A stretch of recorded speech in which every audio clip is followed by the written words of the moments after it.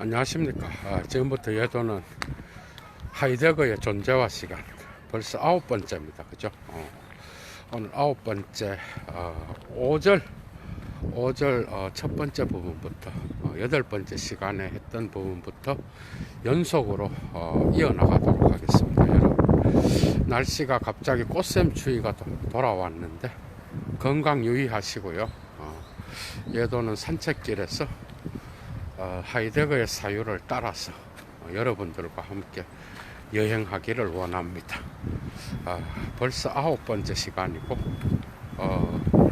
이러한 1차 자료 강조는 사실은 상당히 목마른, 철학에 목마른 자들, 정말 철학을 하기를 원하는 이런 자들이 따라오지, 대부분이 다가 그냥 요약하여서 정리한 이런 것들을 선호하는데, 사실은 1차 자료 강좌를 따라오시고 함께 여행을 하는, 사유여행을 하는 이런 분들은 정말 철학에 대한 그런 목마름, 실존에 있어서의 스스로의 응답을 추구하는 이런 훌륭한 이러한 철학도들이, 그죠? 보통 1차 자료 강좌를 선호하죠. 이런 분들, 벌써 9번째를 따라오는 분들은 대단한 분들이죠. 그죠? 예도가 웬만한 속도로 나가고 있는데, 그리고 예도를 향하여 사막에서 하이데거와 더불어 진리의 물을 퍼올리는 이 고독한 사막의 철학자 예도를 향하여 여러분들도 좋아요를 꼭 까먹지 말고 눌러주시고, 구독 안 하시는 분은 꼭 구독해 주시고, 그리고 가능하신 분은 예도TV 후원도 해 주시고요. 어쨌든 참 어두운 시국에, 그죠? 여러분들 철학적 사유를 하면서 자기 자신의 삶을 성찰해보는 그런 시간을 가지시길 바랍니다. 자, 시작하겠습니다. 자, 참으로 그의 가장 고유한 존재에 속하는 것은 바로 이런 두 가지가 있다 그래요, 하이데거가. 그건 뭔가 하면은 존재에 대한 이해를 갖고 있으며 각기 그때마다 이미 어떤 그의 존재가 해석되어 있음 안에 머무는 거예요. 그죠? 이것이 바로 현 존재의 가장 고유한 존재에 속하는 거예요. 그러니까 특정한 자기 실존, 자기의 존재가 해석됨 안에 머물기도 하고, 그 존재를 자기가 또한 이해하고, 그죠? 해석하는, 거기에 이 존재의 고유한, 그죠? 그러한 것이 있다, 이렇게 말하고, 하지만 이제 여기서부터입니다. 그러나 이로써 완전하게 다음과 같은 사실이 말해지고 있는 건 아니다라고 말하고 있습니다. 그게 뭔가 하면은, 이러한 가장 가까운 전존재론적 존재 해석이 적절한 실마리로 떠맡아질 수 있다라고 말해서는 안 된다라는 거예요.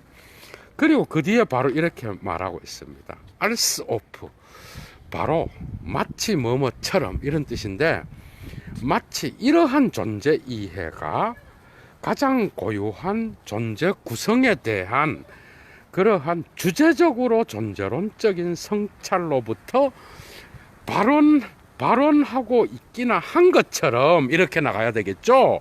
한 것처럼 적절한 실마리에서 떠맡아질 수 있다라고 말해서는 안 된다라는 거야. 그러니까 아직은 뭔가 어두움에 쌓여져 있고 이런 것들을 윤곽 잡는 수준이지, 뭔가 존재론적으로 주제적으로 성찰하여 그 존재 구성, 현 존재의 존재 구성 틀을, 그죠? 그 성찰로부터 끌어내고 있는 거는 아직 아니다, 아직 이르다, 요 정도로 해석하면 될 것 같습니다, 여러분. 요 정도로. 자, 그 다음 합니다. 그래서 차라리 현 존재는 그에게 속하는 존재 방식에 적합하게 다음과 같은 성향을 갖는데, 자신의 고유한 존재를 존재자로부터 이해하는, 즉 그 현존재가 본질적으로 지속적이고 우선적으로 관계 맺고 있는 그 존재자로부터 자신의 존재를 이해하는 성향을 갖는다는 거야. 근데 이 존재자가 뭔가 하면 현존재가 지속적이고 우선적으로 관계 맺고 있는 게 뭐겠어, 여러분? 여러분 어디에서 살아? 세계에서 살잖아요. 그러니까 그 세계로부터 자기 자신의 존재를 이해한다라는 거예요. 그러니까 우리 인간의 존재 이해는 세계 이해와 함께 간다라는 거, 요거 꼭 정리해 놓으십시오. 우리의 존재 이해, 여러분들의 존재 이해는 결코 여러분 자신의 개인의 어떤 그러한 인격의 문제로 그치는 게 아니라 그거는 여러분들이 살아가는 세계 이해와 함께 간다라는 거. 이게 바로 하이데거가 우리에게 가르쳐주는 그런 독특성이라고 할 수 있겠죠. 그래서 현존재 자신 안에는, 그리고 현존재와 이로써, 그리고 그의 가장 고유한 존재 이해에는 다음과 같은 것이 놓여 있는데, 우리가 뭐가 놓여 있는가 하면은, 자, 한 장 또 넘어갑니다. 우리가 존재론적으로 이 현존재 해석애로 세계 이해를 존재론적으로 역반사하는 그런 것으로서 제시할 만한 것이 그 현존재에게는 놓여 있다라는 거야. 그게 세계 이해가 포함되어 있다는 거야. 이거를 다시 말하면 벨트페어슈텐트니세스, 그러니까 세계 이해가 현존재 해석애로 존재론적인 역반사를 던진다는 거예요. 이해가 되죠? 그러니까 이건 뭔가 하면은 모든 인간은 자기 자신을 둘러싸고 있는 세계 이해를 자기 자신의 현존재 해석에다가 존재론적으로 갖다 붙여서 해석한다라는 거예요. 충분히 이해가 되죠? 그런 뜻이야. 그러니까 여기에서 정리할 거는 모든 현존재의 존재 이해 속에는 세계 이해가 포함되어 있다라는 거. 이제 세계의 존재로 갈 수 있는 그러한 조짐이 조금씩 보이고 있습니다. 그죠? 재밌죠? 이렇게 나가는 거예요. 자, 그래서 현존재의 ontologische Vorrang ist daher der Grund dafür, dass dem Dasein seine spezifische Seinsverfassung verstanden im Sinne der ihm zugehörigen kategorialen Struktur verdeckt bleibt. Dasein ist ihm selbst ontisch am nächsten, ontologisch am fernsten, aber voll ontologisch doch nicht fremd. 이렇게 나가고 있어. 너무 재밌어요. 자, 현존재의 존재적, 존재론적 우위는 그렇기 때문에 다음과 같은 사실에 대한 이유가 된다. 어떤 이유가 되는가 하면은 현존재에게 그의 가장 특수한 존재 구성틀이 은폐된 채 머물러 있는 이유가 되는 거예요. 그러니까 현존재의 존재적, 존재론적 우위는 세계 이해를 함께 포함하고 있으며, 그래서 그의 존재 구성틀은 언제나 되어감 속에서 사건적으로 구성되고, 그죠? 그렇기 때문에 뭔가 범주적으로 이해된 존재 구성틀, 이런 것들은 은폐되어 있다라는 거예요. 이 갈로가 중요합니다. 곧 그에게 속해 있는 범주적 구조의 의미에서 이해된 그런 존재 구성틀, 줄 빡빡 치십시오. 이런 게 어려운가? 이런 걸 하나도 못 잡아냅니다. 그러니까 범주적 구조의 현존재의 존재 구성틀이 뭐야? 그거는 바로 존재론을 범주적으로 나누어서, 그죠? 고대 존재론에서 하고 신학에서 하고, 그래서 인간이 지성적으로 우위에 있기 때문에 그래서 그 존재자를 가장 상위에 일자나 신을 두고 그 다음에 그 밑에 인간을 두고 신의 정신을 두고 인간의 영혼을 두고 그 다음에 또 그 밑에 동물이나 식물이나 그 밑에 무기물인 사물을 두고 이런 식으로 존재론적 범주를 구성한다든지 아니면 아리스토텔레스의 범주론으로 가서 그죠 모든 사물들의 주어에 수어를 붙일 수 있는 관계에서 나오는 질과 양과 보편과 개별 그 다음에 또 실체와 양태 이런 식의 어떤 범주적 구분을 미리 정해서 그것을 현존자에게 더 씌우는 이러한 범주 철학, 인식론 이게 뭐죠? 이게 칸트가 자기의 인식론으로 갖고 갔잖아. 이런 범주적 존재론을 이런 거 안 된다는 거예요. 이런 거를 갖고 사용하는 것은 현존재 구성을 오해하는 거라는 거예요. 그러니까 이런 식의 존재 구성은 현존재에게 은폐된 채 남아있는 거예요. 더 나아가서 또 다른 뜻의 범주적 구조는 뭔가 하면은 아직 현존재가 세계 이해를 갖고 있기 때문에 전체적인 존재론적 구조는 아직 그에게 존재적으로 살아가는 현존재에게는 은폐된 채 남아있고 이것은 나중에 하이데거가 이 존재 구성틀을 전체적으로 지평으로서 만들고 나서 나중에 이것이 나타나게 될 현상이라는 그런 잠정적인 뜻도 갖고 있어요. 그러니까 이런 다양한 뜻으로서 범주적 구조는 현존재의 이러한 근본 구성틀에다가 적용시켜서는 안 된다는 거예요. 범주적 구조가 아니라 실존적 구조로 나가야 된다는 거예요. 그래서 나중에 하이데거는 카테고리 알리엔, 범주체, 엑시스텐츠 알리엔, 실존체 이렇게 나눠서 범주는 아리스토텔레스와 뭐죠? 칸트에게로 기속시키고 자기는 실존체를 향하여 나아가겠다. 이러한 범주체로 나가는 것은 현존재를 그의 존재에서 드러나도록 하는 게 아니라 오히려 인식론적인 존재 개념으로 그렇게 축소시키는 그러한 경향이 있다. 이런 식으로 비판하면서 나가거든요. 그러니까 범주라는 단어가 나오고 범주적 구조가 나오는 건 하이데거가 해체하려고 하는 대상이라는 거. 어쨌든 여기에서 범주적 구조는 그런 식으로 다양한 뜻으로서 크게 두 가지 뜻으로서 우리가 볼 수 있다라는 겁니다. 다자인 이스트 임 젤프스트 현존재는 자기 자신에게 존재적으로 가장 가까이에 있고 존재론적으로는 가장 멀리 있어. 그러나 전 존재론적으로는 낯선 게 아니야. 그러니까 예도가 말한 게 맞죠. 이러한 범주적 구조의 전체성은 나중에 드러나는 거라는 거예요. 나중에.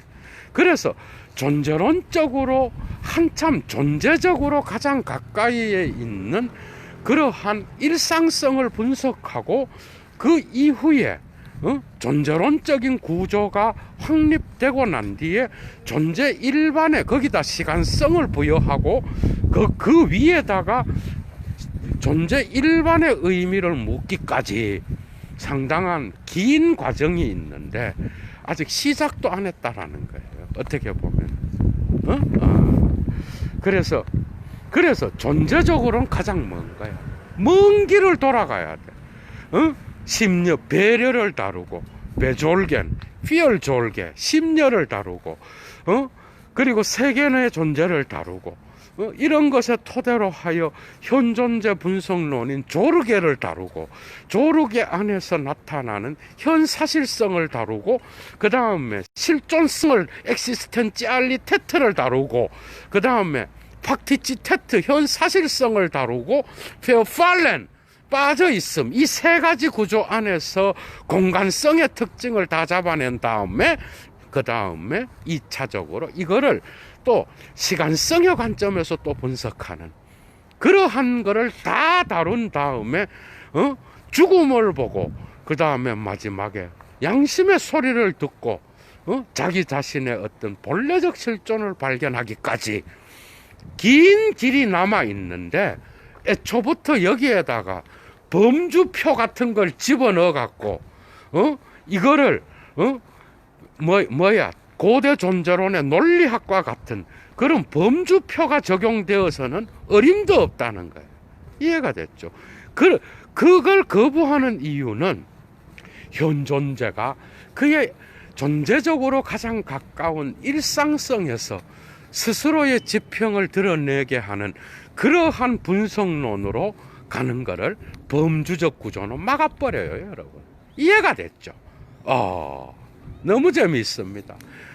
이해가 다 되리라고 봅니다. 계속 나갑니다.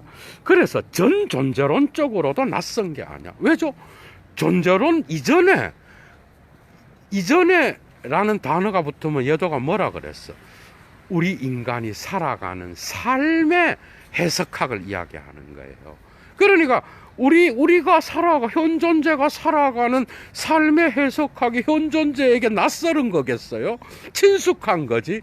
오히려 자기 자신의 본래적 실존을 찾아서 한참 애둘러서 돌아가는 그 길이 가장 어렵고, 그래서 존재론적으로는 가장 먼 자예요. 우리는 우리가 누군지를 아직 몰라요. 우리는 빠져 있어요. 우리는 빠져 있음 안에서 돈, 명예, 권력을 추구하고 나의 욕심대로 살아가요. 일상성에서 돈이 단지 알아요. 이해가 되죠? 이런 걸 다 거쳐서 어느 날 불안이 찾아와서 나에게 뭔가를 시사해 줄 때 죽음을 보고 물을 보고 나의 유한성을 깨닫고 앞질러 달려가는 결단을 통하여 본래적인 실존을 발견하기까지 우리는 먼 길을 가야 됩니다. 그래서 이것을 하이데거는 존재론 쪽으로 가장 먼 자라고 이야기했어요. 인간을. 이해됐죠? 그런 뜻입니다. 자, 이로써 잠정적으로 단지 보여진 것, 공시되고 계시된 것은 뭔가 하면은 이 존재자의 해석이 독특한 어려움 앞에 서 있다라는 거야. 그 어려움은 뭔가 하면은 주제적인 대상의 존재 방식 안에서, 그리고 주제화하는 행동관계 자체의 존재 방식 안에 토대를 두고 있는 그런 어려움. 그러니까 주제적 대상의 존재 방식에 근거하는 독특한 어려움. 이 어려움을 하이데거는 일상성에 가서 그 존재자가 그 존재자로부터 스스로를 드러내는 그런 현상학적이고 해석학적인 방법으로 나간다라는 거예요. 그런데 이것은 우리의 인식 능력에 결핍된 어떤 그 장비의 어려움이 있는 게 아니고, 외관상 쉽게 제거될 수 있는 적절한 개념의 결여에 근거하고 있는 것도 아니야. 그러니까 인식론적 능력이 결여되어서 인식론적 장비가 시원찮아서 오는 어려움이 아니야. 알겠어요? 그거는 오히려 쉬운 거야. 그리고 또 한 가지는 개념성을 붙일 게 없어서 어려운 게 아니야. 이건 칸트하고 헤겔을 이야기하는 거예요. 그래서 어려운 게 아니야. 인식론적 어려움 때문이 아니야. 오히려 현 존재가 세계의 존재로서, 그죠? 이 세계 안에서 그 스스로가 살아가는 삶의 존재 방식 안에서 그 현 존재의 존재를 드러내는 게 어려운 거야. 그렇기 때문에 이 어려움은 바로 이 대상을 주제적 행위 관계 안에 있는 존재 방식 안에 놓여 있는 어려움인 거야. 이해가 됐죠? 그래서 현 존재가 살아가는 삶의 존재 방식을 따라서 하이데거가 일상성 안으로부터 출발하는 거예요. 그 어려움은 바로 여기에 있다라는 거야. 인식론적 어려움이 아니라는 거야. 계속합니다. 이제 그러나 현 존재에게는 자기 이해가 속해 있을 뿐만 아니라, 또한 이 자기 이해는 각기 그때마다 현존재 자신의 존재 방식과 더불어서 형성되고 무너지기 때문에 자기 이해는 현존재의 각기 그때마다의 존재 방식에 따라서 이 자기 이해는 형성되었다가 깨지고 형성되었다가 깨지고 하는 거예요. 이해가 되죠? 여러분들의 자기 이해가 삶에 따라 변화되잖아요. 이 변화는 나쁜 게 아닙니다, 여러분. 이 변화는 인간이 역사 속에서 살아가고 시간 속에서 살아가는 유한한 인간의 독특한 특징이에요, 여러분. 그러니까 이 변화는 이상한 게 아니에요. 그래서 자기 이해는 언제나 변화 속에 놓여 있는 거야, 인간은. 그죠? 자, 계속합니다. 그래서 그렇기 때문에 이 현존재는 풍성한 해석을 사용할 수 있는 거예요. 그러니까 실존할 때마다 각기 그때마다 인간은 이미 해석하면서 세계를 바라보고 있고, 세계 내 존재로서 특정한 장소에 나의 내던져져 있는 거기에 존재하면서 해석하면서 살아가는 이 인간은, 그죠? 언제나 변화 속에 있고, 그래서 그 변화는 다양한 풍성한 해석들을 사용할 수 있게끔 만들어준다는 거예요. 계속 나가면 너무 재미있어요. 그래서 철학적 심리학, 안트로폴로기, 인간학, 에틱, 윤리학, 폴리틱, 정치학, 디히퉁, 시학, 비오그라피, 정기, 그리고 게슈히츠 슈라이봉, 역사서술, 이런 것들은 각기 그때마다 다양한 방법으로 그리고 변화하는 정도로 현존재의 행위와 능력과 힘과 가능성과 그 다음에 숙명을 추적해 왔다라는 거예요. 맞죠? 이 다양한 학문들은 다 현존재와 관련되어 있는 거예요, 여러분. 인간과 관련되어 있는 거야. 뭐 당연한 거죠, 그죠? 추적해 왔다라는 거예요. 그러나 다음과 같은 문제는 여전히 남아 있는데, 이 해석들은, 그러니까 정치학, 윤리학, 인간학, 철학적 심리학, 문학, 시학, 정기, 역사서술, 이 모든 것들의 이 해석들은 그것들이 아마도 실존적으로 근원적이었던 것처럼 그런 정도로 실존론적으로도 근원적으로 실행되었는지 어떤지는 여전히 문제로 남아있다라는 이건 이 말입니다, 여러분. 이런 학문들은 실존적인 현존재의 실존적 해석을 수행했던 학문이지, 자기 자신과 같이 그것보다 더 근본적인 현존재의 세계 안에서의 실존 구성 틀을, 구조를 분석하여 토대를 부여할 수 있는 실존론적 실행을 수행한 학문들은 아니다라는 거예요. 이해가 됐죠? 그러니까 이런 학문들은 자기가 수행하려고 하는 현존재 분석론의 어떤 실존적 분석에는 해당될지 모르지만 자기와 같은 그런 실존론적 분석은 수행하지 못했다. 그래서 자기가 하겠다, 이 말이에요, 지금. 계속합니다, 여러분. 그래서 양자는 필연적으로 함께 갈 필요는 없으며 또 서로 배타적이지도 않아. 양자가 뭐예요? 근원적으로 현존재를 해석하는, 그러니까 실존적 분석과 실존론적 분석. 실존론적 분석은 하이데거가 하려는 거고, 실존적 분석은 이러한 실증 학문들을 이야기하겠죠. 이 양자는 굳이 같이 갈 필요도 없고, 또 뭐야? 서로 배타적이지도 않아.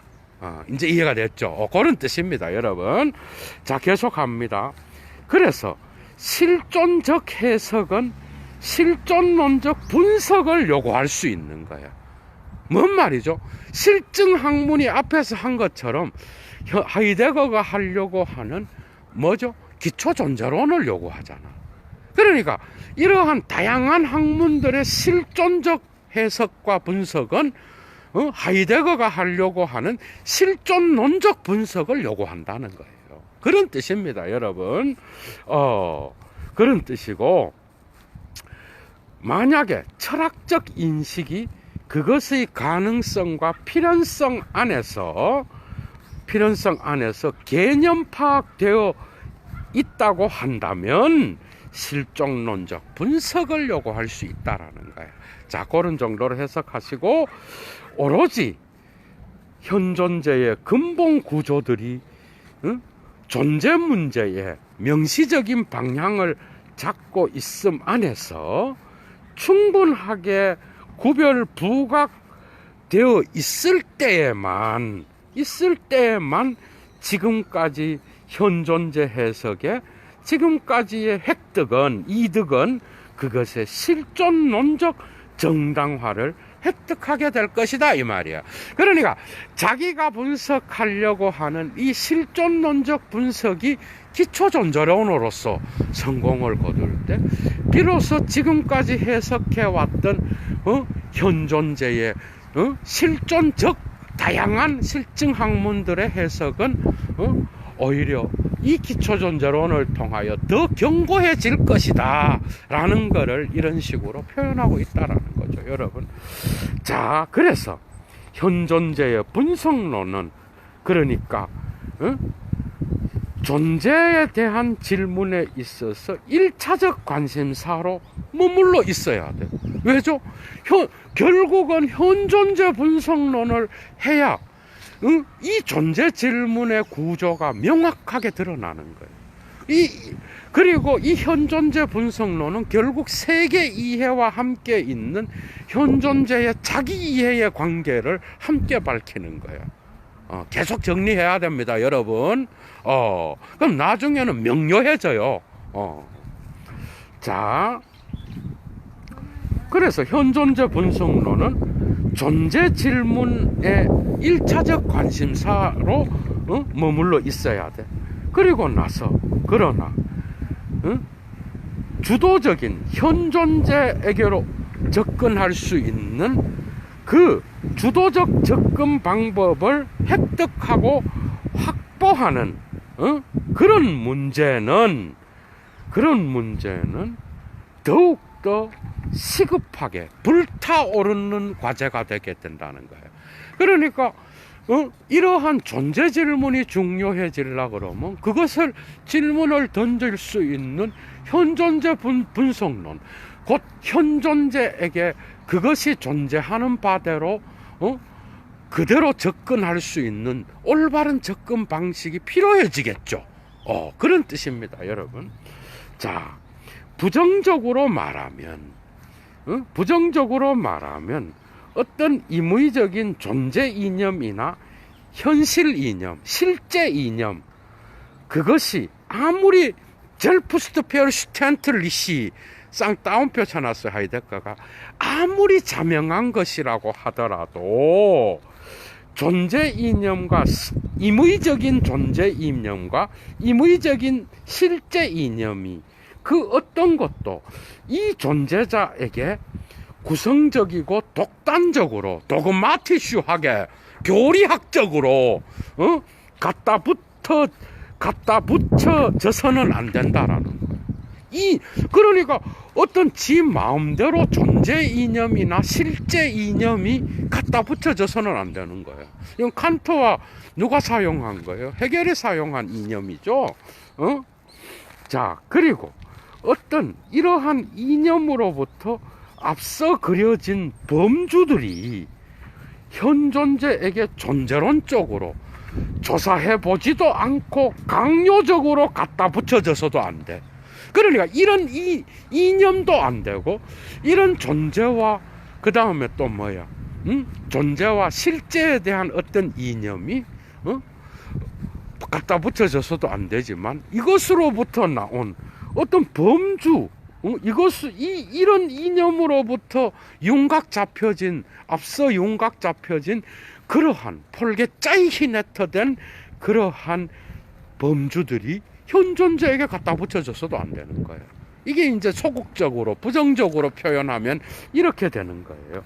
그건 안 되고, 이제 줄 빡빡 치십시오. 지금부터.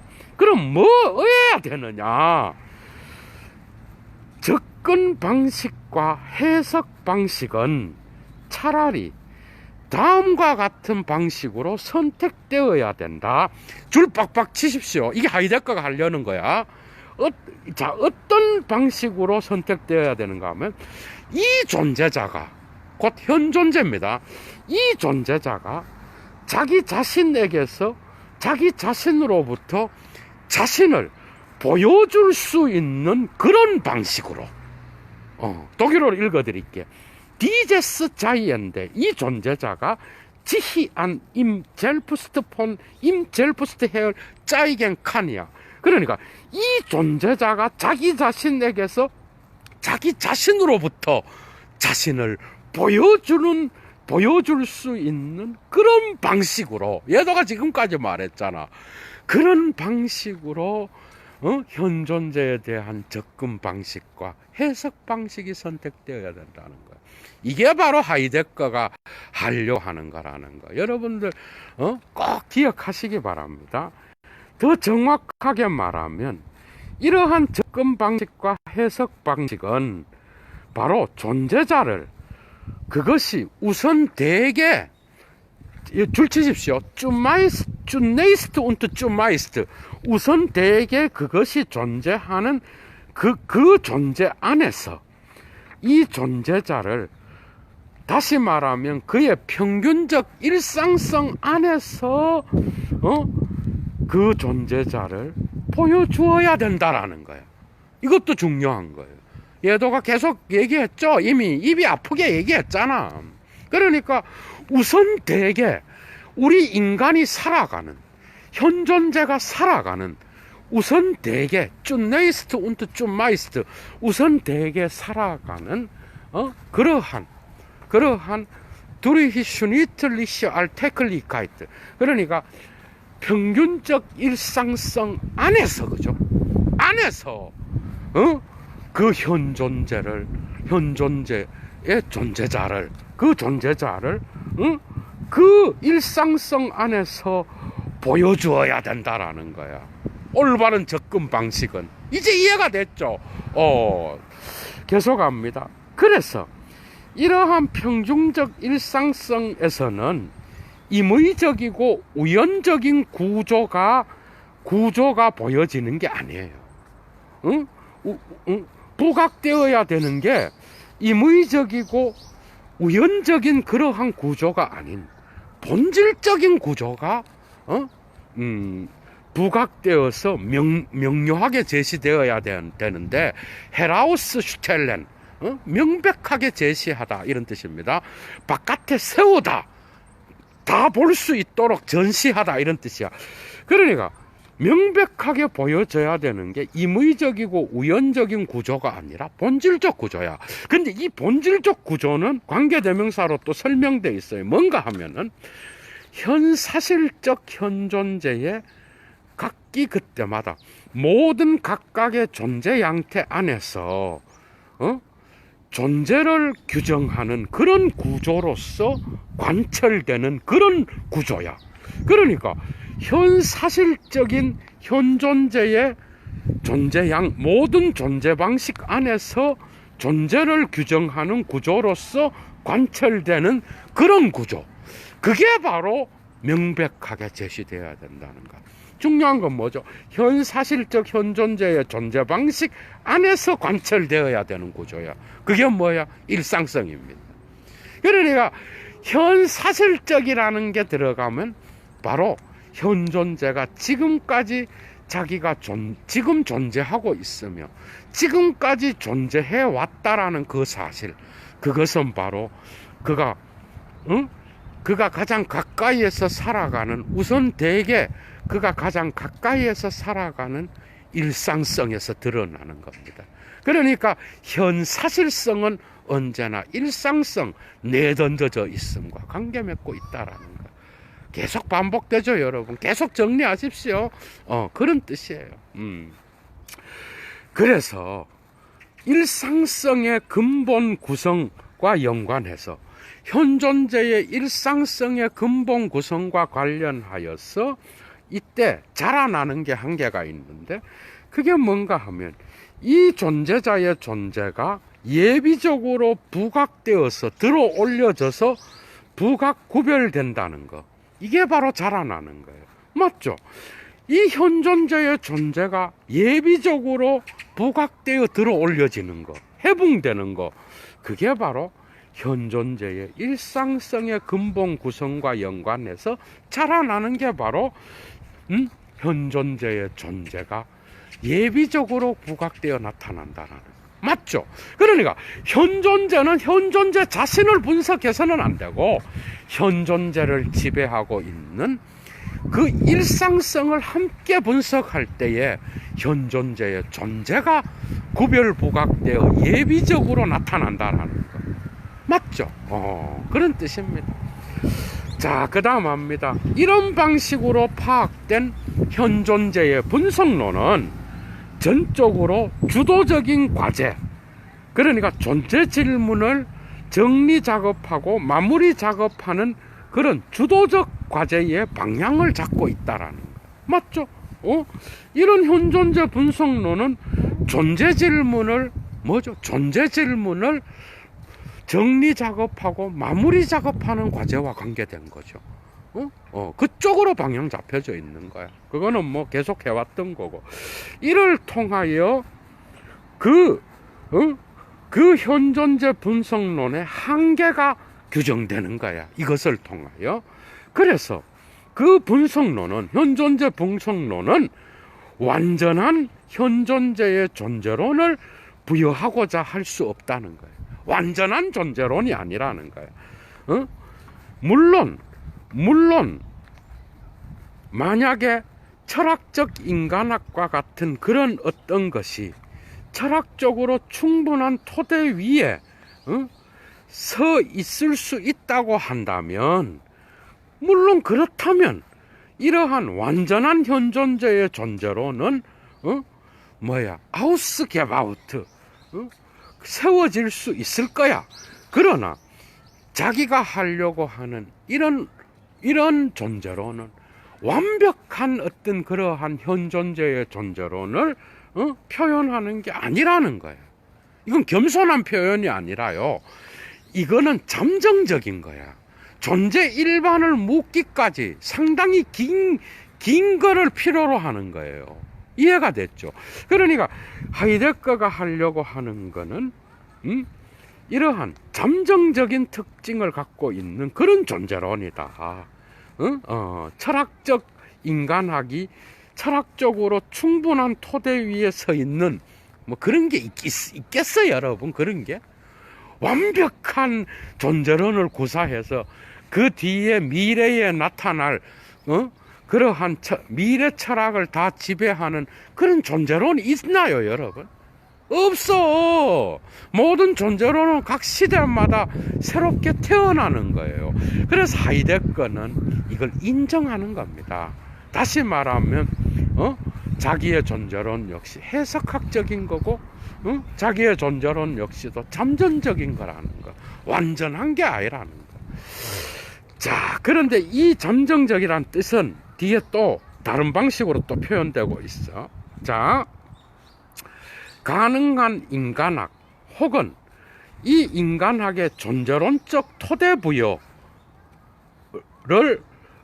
대한 의도 속에서 다음과 같은 해석은 단지 본질적이 아닌 것은 아니지만 단지 몇 가지의 어떤 조각들만을 부여해 줄 뿐이야. 그러니까 철학적으로 완전하게 충분한 토대 위에 세워진 인간학, 이런 거는 목표지만은 완전한 존재로는 없습니다, 여러분. 그런데 가능한 인간학, 그것의 존재론적 토대 부여를 의도해서 볼 때 다음의 해석은 단지 본질적이 않은 것은 아니지만, 그러니까 본질적이기는 하지만 단지 몇몇의 조각들만을 부여해 준다는 거야. 이건 뭐야? 전체 건물의 완성품이 있다면 단지 거기에서 나타나는 그것을 완전하게 표현하지는 못하지만 그것들을 어느 정도 표현해 줄 수 있는 어느 정도의 조각들, 전체 건물의 벽돌들의 부분들을 부여해 줄 수 있다라는, 이해가 됐죠? 그런 뜻입니다, 여러분. 자, 그래서 현존재 분석은 그러나 불완전할 뿐만 아니라 또한 우선 잠정적인 거예요. 이게 중요한 거예요. 과정 속에 있는 거예요. 잠정적인 거예요. 완전한 게 아닌 거야. 이해가 됐죠, 여러분? 자, 그런데 이 현존재 분석은 단지 처음으로 이 존재자의 존재를 그 의미의 해석 없이 부각시킨다는 거예요. 현존재의 분석은 그 존재의 의미에 대한 해석 없이 최초로 그 존재자의 존재를 부각시켜서 그 토대 위에서 존재 의미를 물을 수 있는 지평으로서, 토대로서, 그죠? 우리에게 그러한 완전한 건 아니지만 어떤 것들을 존재 물음을 물을 수 있는 지반을, 우리에게 지평을 보여해 준다라는 거. 뒤에 가서 계속 설명이 돼요. 그래서 이러한, 여기 나오네. 가장 근원적인 존재 해석을 위한 지평을 발굴하는 거. 그래서 캐내어서 보여주는 거. 발굴이 그런 거잖아. 땅에 있는 거를 캐내서 보여주는 거야. 그러니까 가장 근원적인 그러한 존재 해석을 위한 지평을 캐내어서 열어 밝혀 보여주는 것, 드러내주는 것, 프라일레궁, 이것을 그 현존재 분석은 예비할 것이다. 이해가 됐죠? 그러니까 예비적 분석이야. 잠정적이야. 그러니까 이 가장 근원적인 존재 해석을 위한 지평을 열어 드러내줘. 그래서 그 지평 위에서 존재 물음을 다시, 존재 일반의 물음을 제기할 수 있는 토대를 주는 거야. 그래서 잠정적인 거예요. 이제 이해가 됐죠? 그런데 이러한 지평이 비로소 획득될 때, 그때의 현존재의 예비적 분석은 그것의 반복을 더 높고 더 본래적인 그러한 존재론적 토대 위에서 그 반복을 요청하게 될 것이다 라는 거야. 그러니까 이런 지평이 획득되어서 현존재 분석을 통하여 획득되면 그 더 높은 토대 위에서 그 반복을 요청하게 돼. 그 이유는 그 지평이 드러나서 거기에서 비로소 이제는 시간성에 대한 분석을 수행할 수 있는 토대로 마련하고 토대로 사용하겠다라는 거예요. 그러니까 평균적 일상성은 이 먼 길을 가기 위한 존재 일반, 그러니까 평균적 일상성을 거쳐서 본래적 실존을 발견하고 시간성 분석을 거쳐서 마침내 이러한 것들을 다 하고 난 뒤에 존재 일반에 대한 의미를, 그죠? 묻기까지, 그 과정은 상당히 지난한 그러한 과정이라는, 먼 길을 우회로를 가야 되는 그런 과정이라고 하는 거 여러분들 반드시 기억하시기 바랍니다. 그래서 우리가 현존재라고 부르는 그 존재자의 존재 의미로서 시간성이 제시될 것이다 당연하죠. 존재 의미는 시간이에요, 여러분. 존재는 시간을 통하여 의미를 부여받습니다. 나중에 나와요. 매우 중요한 견해입니다. 그런데 이 시간성을 분석하는 이 증명은, 이 제시는, 이 증명은 반복되는 잠정적으로 보여진 현존재의 구조, 시간성의 양태로서 잠정적으로 제시된 현존재의 구조의 반복된 해석 안에서 그 진리가 확증되어야만 하는 거야. 그러니까 이런 제시라는 거는 시간성의 양태로서 잠정적으로 제시된 현존재 구조의 반복되는 해석 안에서 확증되어야만 돼. 그러나 이러한 해석과 더불어서 현존재를 시간성으로 해석하는 이러한 해석과 더불어서 존재 일반의 의미로 향해 있는 주도적 질문에 대한 응답이 확실하게 주어져 있는 게 아니야, 이때에도. 그러나 이 응답에 대한 어떤 획득을 위한 토대가 예비된 셈이야. 요거 설명합니다. 자, 1차적 단계가 뭐야? 1차적 단계가 예비적 분석입니다. 현존재에. 그게 뭐겠어? 세계 내 존재를 분석합니다. 세계 안에서 살아가는 인간. 그래서 배려된 세계가 나타나. 일상입니다. 일상이 나타나. 그 일상은 이러한 시간성을 통하여 현존재의 구조를 해석할 수 있는 그러한 분석 토대를 마련해줘. 그래서 그 토대가 마련되면은 그게 잠정적인 이유는 그 위에서 또 시간을 통하여 시간성의 분석이 일어나, 그리고 그 분석을 하고 난 뒤에 또 존재 일반에 대한 의미가 또 물어져야 돼.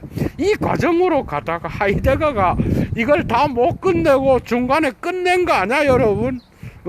그냥 한 곳만 낸 거잖아. 잠정적인 거예요. 도상으로 가는 중에 있어. 존재 일반의 의미를 획득하는. 그래서 존재와 시간 제일 끝쪽에 출간되지 않고 더 계속해서 연구가 진행된다는 게 끝에 또 나와요. 그런데 어쨌든 그러한 지난한 과정들이 이렇게 있어. 그래서 잠정적인 거예요. 그래서 지평이 확보되었던 그 토대 위에서, 불완전한 토대 위에서 시간성의 분석을 통하여 어느 정도 현존재의 어떤 그러한 실존의 토대가 완전히 드러나. 그 위에서 존재 일반에 대한 의미를 묻는 거야. 그러나 그때에도 아직도 완전한 존재 일반에 대한 의미는 드러나지 않아. 그러나 그 일반에 대한 의미를 물을 수 있는 보호된 토대는 마련된 거야, 여러분. 이런 게 중요한 거예요. 이해가 됐죠? 잠깐 정리하자면 1차적으로 현존재의 분석론의 제일 중요한 게 뭐예요? 일단은 세계 내 존재라는 거, 이거 분석합니다. 그리고 그 다음에 세계 내 존재 위에서 이제 현존재가 살아가잖아. 그러니까 일상성 안으로 분석해 들어가, 하이데거가. 그 전체를 염려라 그래. 염려 안에는, 조르게 안에는 현 사실성이 가장 먼저 있어. 이거는 일상성과 관련되어 있는 거예요. 팍티치테트가 나타나. 여기에는 게보르펜하이트와 베핀틀리히카이트가 나타나요. 정리하셔요, 여러분. 그러니까 수십 번 정리해도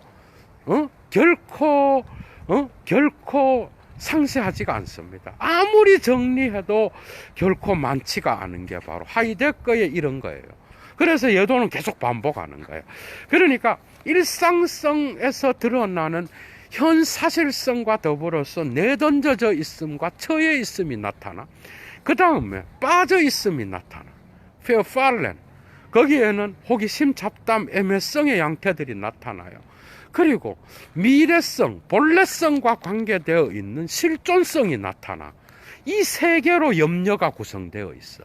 염려는 현존재의 분석론에서 전체적인 존재를 가리키는 개념이에요. 그러니까 염려 아래에 세계가 있는 거예요. 그런데 시간성으로 볼 때는 내던져져 있는 현 사실성은 뭐겠어? 과거와 관계되는 거예요. 그 다음에 빠져 있으면 언제나 이 현재의 상태를 지속시키려고 하는 말과 그 다음에 현재가 관련되는 거예요. 그리고 실존성은 뭐와 관련되는 거예요? 미래로의 기획투사, 본래성을 찾을 수 있는 그러한 미래와 관계되어 있는 거예요. 이 세 개를 다 묶어서 시간성인데 이 시간성과 염려는 대칭되는 거예요. 이런 식으로 구조가 되어 있는 거예요. 그러니까 공간성에 대한 어떤 그러한 배려와 일상성을 분석하면서 지평이 어느 정도 드러나면 이제 거기에서부터 또 본래적 실존으로 갈 수 있는 불안과 죽음, 양심의 소리를 분석하고 전체적인 틀이 마련되면 거기에서 잠정적인 게 끝나. 그리고 거기에서 시간성의 분석으로 들어가. 그것이 끝나고 나서 이제 하이데거는 존재 일반의 의미를 물을 수 있는 지평을 획득한 것처럼 이야기하면서 도상으로 가는 존재, 이러면서 이야기하고 이 존재와 시간을 끝낸다는 거예요.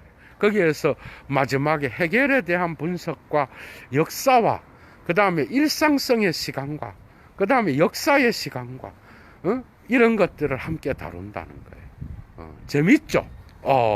오늘 여기까지 합니다, 여러분. 여기까지 하고요. 어쨌든 오늘 10번째 시간에는, 다음 시간에는 계속 이어서 이런 것들을 이어나가겠습니다, 여러분. 재밌었죠? 계속해서 5절 아직 덜 끝났는데 5절도 조금 하면 5절도 조금 더 남았습니다. 어쨌든 좋은 하루 되시고요. 건강 유의하시기 바랍니다. 예도는 물러갑니다. 추스.